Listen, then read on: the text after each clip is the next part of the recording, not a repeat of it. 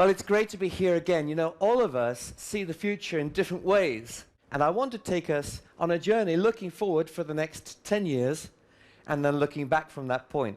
I actually got out the slides which we started to think about even 10 years ago. And, you know, some of the fundamental themes to do with the future are the same. Why is that? Because while some people think the future is changing so fast we can't predict it, the fact is there are some bits of the future which are remaining solidly predictable. And we're going to look at some of those big trends. And some of those big trends were there right at the heart of your strategy 10 years ago. They remain right at the heart of your strategy today, and I bet you many of them will be there in another 10 years' time. What does that mean? It means that we're fundamentally on the right track, that we're reading the future correctly, and that we're making the future happen. I often say this: either we take hold of our own future and engineer it and innovate it, or the future takes hold of us. And that's what Tetra Pak has consistently done. You have consistently reinvented the whole industry that you're in. And you know, I work looking at the outer edge of this radar screen, because that is where innovation happens. That's where you've seen innovation in all these different things you've looked at. It's the stuff on the outer edge that is always the most exciting. But it's at the center that we usually find business strategy. And it's bringing these two things together. It's accelerating things from the outside to the very heart. That is what will renew this company and drive your growth for the next 10 years. Now, of course, there are all kinds of events can happen. Whoever you are, whether you're an airline or a householder or an energy company, and events, unexpected events, are impossible to predict, and they happen in clusters more often than we think. Can I ask a question? Poor old BP and its different accidents that happen. Can I ask a question about oil prices? Put your hands up if you think the oil price might go higher than $150 a barrel at some point in the next decade. Put your hands up. Oh my goodness. Rafe, how high do you think it could go? There's no right answer here. How high do you think it could go? Momentarily. 225. Put your hands up if you'd like to bid higher than 225. Anybody going higher than 225? What am I bid? You know what? I think it's quite likely we could spike at 250. I hope it doesn't stay there very long, but I'll tell you this. If you want to know the future of all the business to do with environment, and we'll come back to it in a moment, it will all be linked to one big question. Not just the passions people have, but what makes business sense. And the biggest driver in terms of what makes business sense is energy prices. And I can promise you that if you tip over $100 a barrel and stay there, just about every innovation you've got in your back cupboard for energy conservation starts to make superb sense. And if the energy price falls to $30 a barrel, you're toast, because all the big investments you've made will lose you loads of money. So we have to think about the future. Now, there's one big fact which will drive the oil prices more than anything else. And actually, I'm not thinking now about economic recovery, although that might be it. I'm thinking of something else.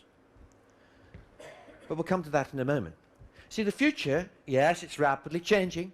And one of the key issues we need to be thinking about today is velocity and agility. And you've heard about that. You're going to hear a lot more about it tomorrow. The ability to manage rapidly changing and sometimes chaotic events that are changing at the speed of light and transforming the future of your business. Not your business so much as the people who are buying from you. And here is an issue. In our old world, 10 years ago, I was talking a lot about how the online world would transform our future. And of course, that's become history now. But we're still on only the first stage of joining together our globalized world into one tiny, microscopic digital village.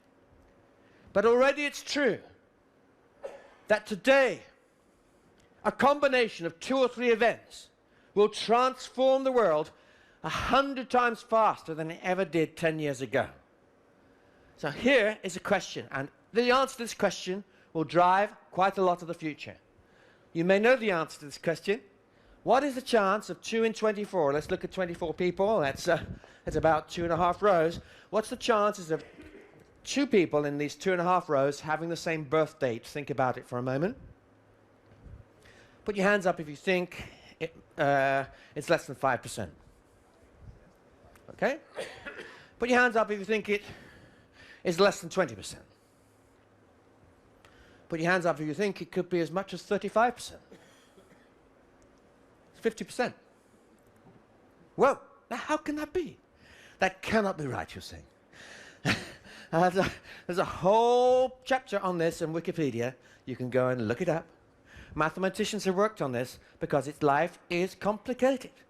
What is complicated is this. There is actually a relationship between your birth date and his birth date, between Paolo's birth date and Johan. You see, if Johan has grabbed one birth date already, the risk for you has already profoundly changed. You start putting other mathematics in it, and risks accumulate. Now, what is the next question? What is the risk of 2 in 30 people having the same birth date? 70%. This is 2 coincidental risks.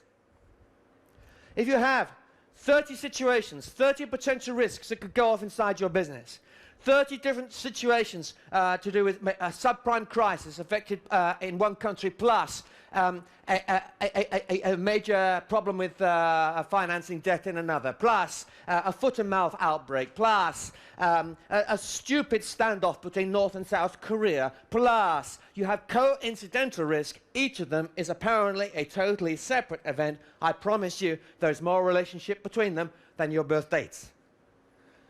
What about 2 in 50? It's 90%, and 2 in 57 is 99%. It is almost impossible to find any group of 57 people who do not have 2 birth dates in common. What do we learn from this? We learn that very unusual things happen much more often than you would expect. And I promise you this, if it was true 10 years ago, it's 100 times more true today, that you'll see lots more very unusual things happening together than you've ever expected. What does that mean? It means you need to be prepared, being agile, with high velocity decision making.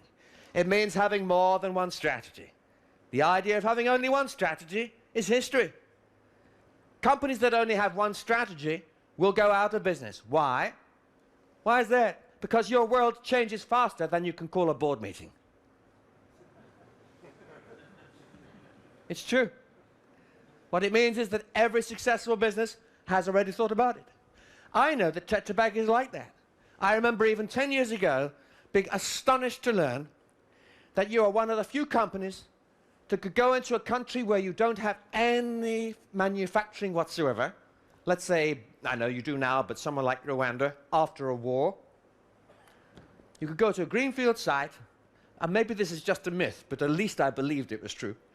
You could go into a greenfield site, secure the rights, get the water in, the electricity perhaps you're making yourself, and you build that factory, and you're churning out wonderful, sterile food which does not, and drink which does not need to be refrigerated. Lifesavers in that war-torn country. And you could turn around the whole thing, make a profit on your capital, be overrun by troops, and get out 12 months later, and you covered your costs and you made a little bit back. It was obviously a myth. Actually, it was maybe 15 months. Maybe I got the figure wrong. But the fact is that you're agile. It's a question of how quickly you can move, how quickly you can make the decision, and all the rest of it. That's why I'm proud to be part of you. Here's another poll time. Put your hands up. Who thinks the European Union is going to break up in the next decade, or think it might? Put your hands up if you think there's a 30% risk, at least, that at least one country will fall out of the euro within the next decade. Put your hands up now. Thank you very much. Oh, ho, ho, ho, ho. Put your hands up if you're managing a European business. Oh, not very many of you. Well, just as well. You're just prophesying to me the most catastrophic loss of trust in Euro's future.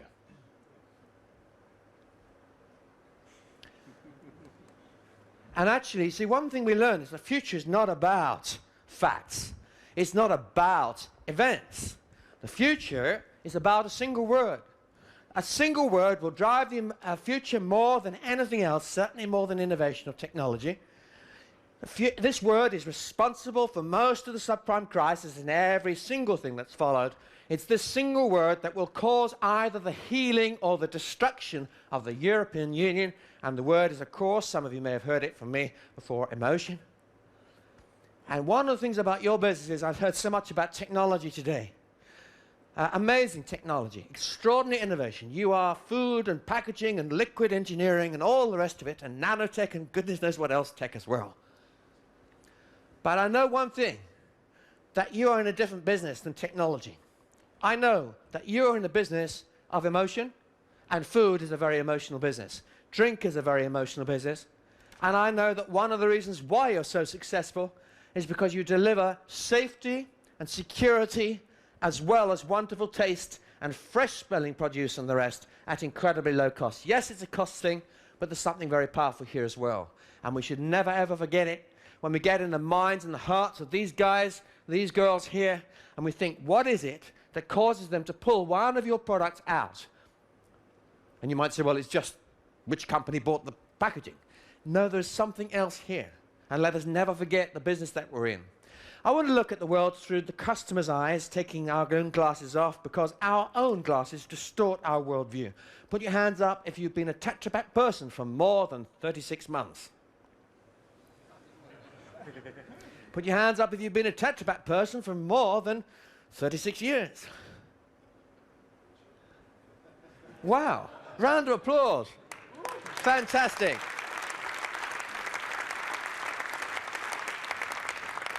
There's something wonderful about companies that endure, that have teams that actually like to work together. But there's a risk, my friends, that we all wear the same color lens. In fact, it's the greatest risk that we have institutional blindness inside organizations. The risk is that we think the Tetra Pak way, and we forget the world outside. And that's why I want us to take off Tetra Pak glasses right now. It's hard to do when you're surrounded by so many other Tetra Pak people, and try and think about the world through other people's lives. What does it mean to be excellent? What does it mean to be obsessed? Not with the packaging now, but what's in it. Because actually that's what they're buying from you. There's no consumer who's really terribly interested in a plastic bottle or a carton or anything else. They're interested in what's in there. So our end customers are profoundly uninterested in the kind of stuff we've seen here. They're not terribly interested in the cost of your packaging, not terribly interested in whether you can print on the side of it, or what it costs to do this, or whether it's what the speed of oxidation is of fruit juice through that particular membrane and all the rest of it. They are interested in the product itself. And here's an interesting and exciting thought for you, which here's 1 billion more of them. 1 billion children alive today, all of whom will be adults in the next 15 to 18 years, and all of them will drink your products, you hope, or drink through your products in their lifetime. Astonishing. There has never been as many children alive in human history as today, and there never will be again. 300 million people moving from where? From rural areas into cities in China alone, according to the Chinese government, just in the next decade. Well, that's an awful lot of people, and explains one of the reasons why oil prices are going to go up. Not just oil, steel, copper, manganese, zinc, anything. Think about it. Up until recently, we had 40% of all tall cranes in the world in China, not just in China, but just in a few cities along the coast. This is just only one country that's starting to grow. A big country, but we have India as well. These countries, as they urbanize, they suck in resources. There's a powerful drive for growth, and we've heard these stories before, but one thing's going to change.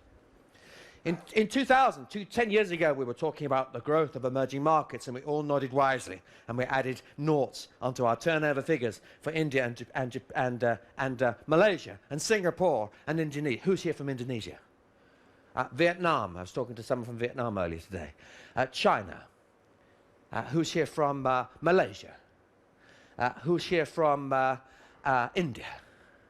You know, we've been excited about these markets for 20 years, but I tell you there will be a difference. I think in about 5 years' time, most of your friends will finally get it. And they'll look at you guys. Who here was born in Europe? Oh, this is interesting. So we have a European company, but hardly anybody sells in Europe in this room. Most of you have been here for 35 years, but you're now living in Singapore, Malaysia, Hong Kong, China. Who's here from Madrid? Oh, one. Round of applause for him. Okay, he's the only one left. So you got it 10 years ago. You got it 15 years ago, which is we're a successful European packaging company, we're going to control the whole world. And you send out your very best teams and you're doing that.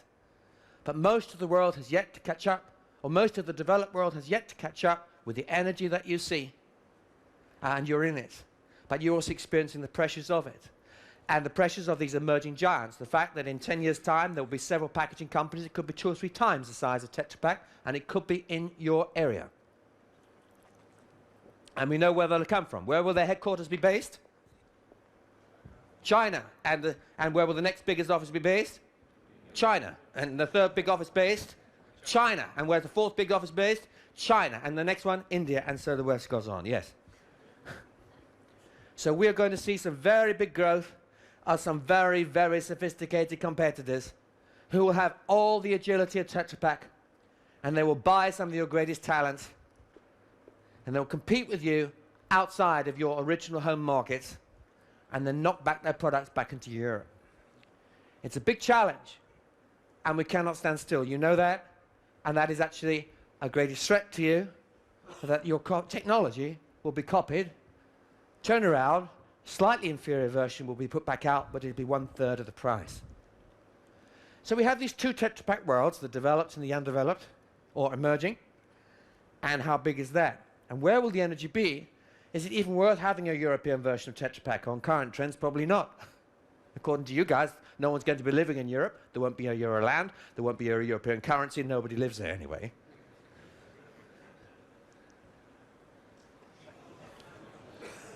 We laugh. What is this about, my friends? This is about some of those 1 billion children on the move. And where are they moving?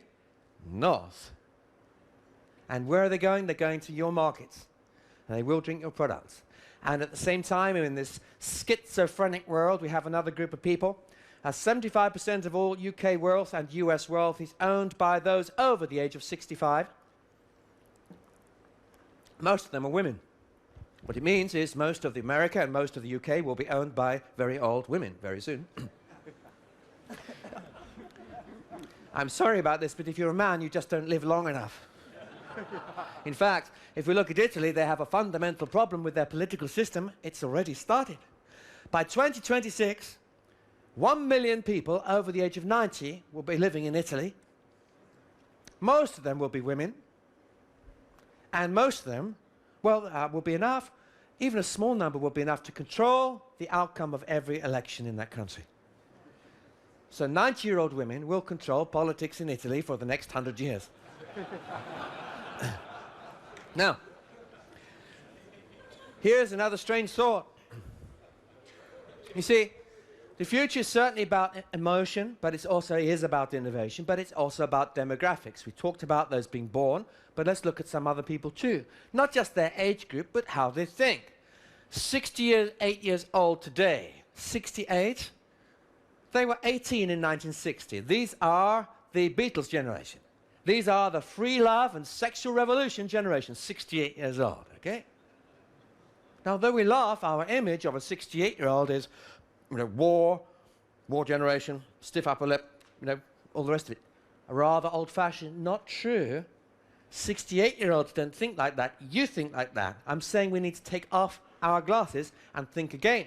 Actually, if you look, in 10 years' time, 68-year-old people will be born with flower power, hippies, and smoking cannabis. So you've got 68-year-olds on cruise ships looking for a joint.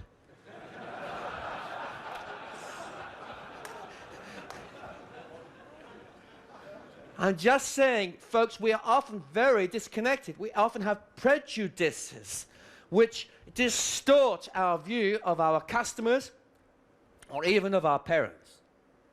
And so how does this play out? Well, we see technology evolving and all kinds of things are going to happen. And it's certainly true we will see extraordinary things in terms of techno-leaps, intelligent clothes, the ability to re-engineer the human eye, to create a biodigital brain, using the growth of brain cells. This is actually history now. Brain cells onto the surface of chips. They sense the growth. They sense the chip. They grow along the surface. They communicate with each other. This is an actual photograph.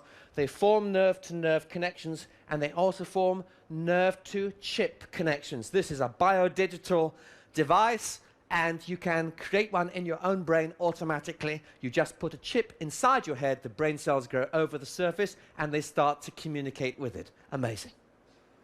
Put your hands up if you would like one inside your head. Oh, one or two would. Put your hands up if definitely not. You see, the future is not about technology. It's not about what we can do. It's a question of whether you actually want to buy it. So it's a question of emotion once again. Again, RFID technology, you know all about it. Intelligent paper, the ability to put 1 trillion devices online, each of them the size of a single grain of sand, with no battery, no power source, just sucking energy out of the air using the aerial of the device. There are already maybe 10 billion of these in the environment. Each of them will last 100 years. What happens to that? Well, it's a different kind of way of thinking. Forget about the online world. We're thinking about a totally wired world. We're talking about a world in 10 years' time where 200 of you would have, I would imagine, at least 2,000 or 3,000 RFIDs on you without you even knowing about it. They'll be in your tie, in your clothes, perhaps even in the banknotes that you have in your pockets. This is a totally wired, totally extraordinarily joined up world. Today's world will be laughed at, the world of 7 billion downloads. So what was an app? Facebook, which with its starting to connect individuals together, we forget how quickly this has happened. If you think of, the fact that 85% of all new mobile phones sold next year will surf the internet. 85%. You think of YouTube, the largest TV station in the world, which did not exist 4 years ago, 5 years ago. A friend of mine, I met him, Chad Hurley, who started this thing. I actually interviewed him at a Google event. And I asked him, I said, what did it feel like? You were starting with 2 computers in a bedroom in your house, and then one day, Google comes along and they offer you a check after 18 months for $1.7 billion. He said it felt a little strange. I said, so what's next? He said, I have no idea. So this has sprung from nothing. YouTube is just an extension of what happens when communities discover each other rather than you. So the old internet that we talked about 10 years ago was a connection of people to do things. And now it's a connection of people to be with people. What next? Well, when you start connecting in the things, being with things, the RFID world, then we start getting a different kind of future. And in the meantime, you'll see a whole load of things going in and out of fashion. I mean, who wants, can you imagine anything more absurd to have an internet screen on your fridge door? Oh, excuse me, I'm just trying to do the menu. I need the milk, thank you very much. Well, here's another one. This is Intel's favorite. This is an Intel device built into the surfboard so you can get your email on the beach. Great. And then there's another reality check. Here, put your hands up if you have more than one remote control in your home. Okay. Ah, well, you know what? You can buy these things for €3. Put your hands up if you have one. Put your hands up if it actually works. Oh, it does. Actually, I've got one too, but it did take me a week to get it to work. You see, technology can do all kinds of things for us, but once again, we have to think what people actually want and need. And then I want to come on to the environment, and with this I'm nearly at the end. We live in a world of passion. We said emotion will drive the future, not the science. Because the future is about emotion, it's how people feel about emotion that matters. So get close to your customers, get close to the regulators, get close to the media, get close to consumers, and then you will understand what it is that you will have to do, whether you like it or not. Because whatever your position on science, whatever your position on whether a particular strategy is environmentally good or not, it's the passions of your customers at the end of the day, your end customers, that will drive it. Put your hands up if you think the passion relating to issues connected with global warming has increased in the last decade. Put your hands up if you think it's going to melt away and get less over the next decade. So we know the direction. The economics will be connected to the oil price, and the oil price will be connected to 1 billion people alive today, all wanting your lifestyle. It'll be connected to the emerging middle class of 200 million people a year in India and China alone who are developing your lifestyle. It will be connected to a dramatic series of innovations which will move us towards a carbon-free world, but not fast enough, but this is one of them. British Sugar is a great story. British Sugar makes sugar, and they need heat and they need power, so they bought a big contract, a gas contract. They bought a big gas turbine like a jet engine. It's a huge thing from General Electric. You put gas in, huge gases come out, you get electricity, you get heat. Use the heat to cook the sugar, but you have a lot of gas. So what they decided to do was to put a whole load of sewage pipes on the end of the gas turbine and connect and create a tunnel 2.5 kilometers long in that direction and pump all the gas into the largest greenhouse in Europe. Inside that greenhouse are growing tomatoes. And before they turned the gas turbine on, they used to grow 35 million tomatoes in that greenhouse. Now they grow how many? 70 million. Every one of you in this room has eaten tomatoes built out of the waste gases from a gas turbine. Neat? I think it's cool. You use the heat, you recycle the carbon, you collect the moisture, warm carbon dioxide grows tomatoes beautifully. So what business is British Sugar actually in? Are they an energy company? Are they a food manufacturing company? Are they a tomato growing company? I don't know. But the environmental trends which you have so well mapped out here are driving one business into other kinds of business. And you will find yourself in all kinds of new and exciting businesses as you develop your own environmental agenda. Some of them may be very valuable to you in the future. Here is another issue with the environment. You know what? I'm in the last few seconds now. Here is a device which allows us to move energy from one continent to another. We have the technology today to move power using Siemens technology on very high voltage power lines from the Sahara Desert to Moscow with almost zero loss. It's very exciting. It means we can start to concentrate sunlight using mirrors controlled by computers to fire up gas turbines in traditional ways to make electricity and send it many thousands of miles. We can power the whole of Western Europe from a small area of the Sahara Desert, around 80 miles by 30 miles in shape. We say, well, what about when the sun goes down? Well, here's another device, a car engine. I have an electric car. It's plugged into the mains, so it sucks power out and then it sits there doing nothing. I'd like it to earn me some money. It could do every night. It could donate money back. So I could take sunlight and power up my car during the day when it just sits there most of the time, and then when you need it to boil a kettle at night, I could donate some back. If you have 500,000 electric cars within the grid, they can all of them become small batteries for the whole of the national grid. Is that possible? You bet it is. Is it part of the future? Absolutely. Along with all kinds of extraordinary ways we're developing to store energy. I'm just saying, we are on the edge of an extraordinary $40 trillion revolution, and companies like yours are going to not only save money, but make money out of all kinds of innovations in this area. And with this, I draw to a close and say this, you know what?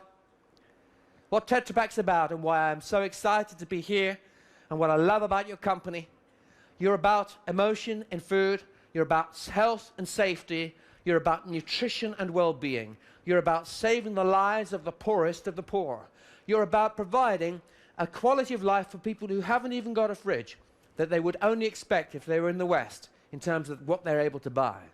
You are about saving money for people who are looking to buy some of the best products at a low cost. You are about creating jobs in some of the poorest parts of the world. You are about time saving, economy saving, space saving, energy saving, distribution cost saving, and wealth creation in every part of our world, in every corner of our economy.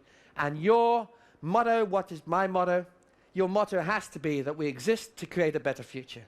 We exist because we believe that as a result of our products, our world is a safer, better, healthier place. We believe that that's true not only for you, but for those that you love. It's true of our community because we're a good community citizen. We put things back. We invest in the communities where we are.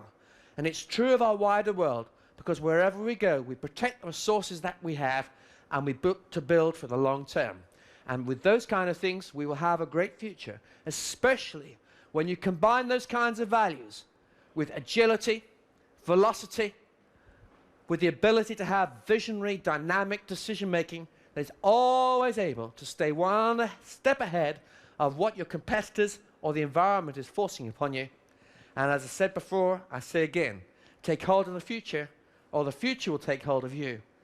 But if you have great values, and you have a great and dynamic leadership, then you will find the world will come knocking at your door, and you will be the employer of choice in every nation, and people will be proud to work for you. They will sell your products and processes with pride.